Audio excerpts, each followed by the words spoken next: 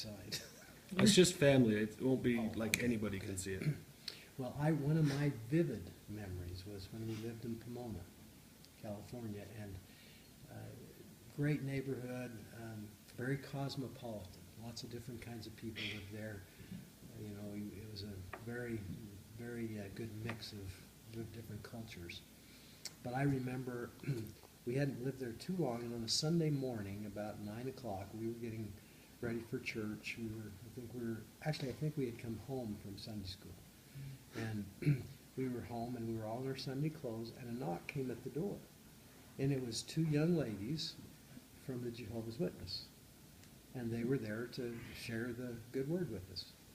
And I answered the door, and they said, is your mom and dad home? I was about 13. And I remember going to see if my mom and dad were here, thinking, well, they're not going to talk to these people. And Mom came to the door and said, oh, come on in, come on in. And she invited them in, and I sat down in a chair, and Dad came in and sat down, and Mom started visiting with these young ladies, and they started explaining things to her about their religion, and then she said, well, can I ask you a question? And she started asking them questions.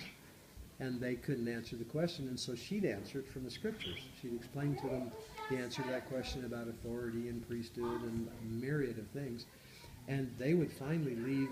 I mean, they were treated very kindly, and they would leave with this look on their face like, whoa, I don't know what to do with this. And so the next week, we thought nobody would come. Well, the next week, a couple of young men came. And the same exact process took place. And they were treated very kindly. It was a very cordial conversation, but they left looking real confused, like, I don't know quite how to answer all these questions, and they're seeming to give me answers. And then the next week, somebody a little older would come, and then somebody a little more mature. And finally, it was the head man from the church who came, and he left in the same way. And I'm sitting here hearing all this and just thinking, wow, Mom and Dad are pretty smart. They know all the answers to all these gospel questions, and these people haven't got a clue. They don't have any of those answers.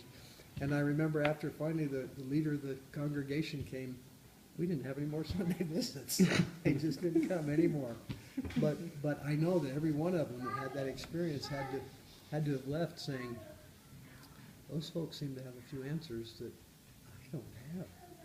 And I've often wondered over the years what the long-term effects of some of those visits were on some of those people who came to the house. If maybe later some of them found the truth.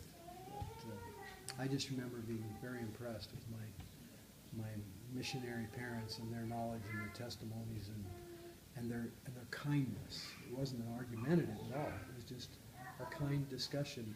But the other folks would always leave in a state of confusion because they didn't have the answers the gospel has.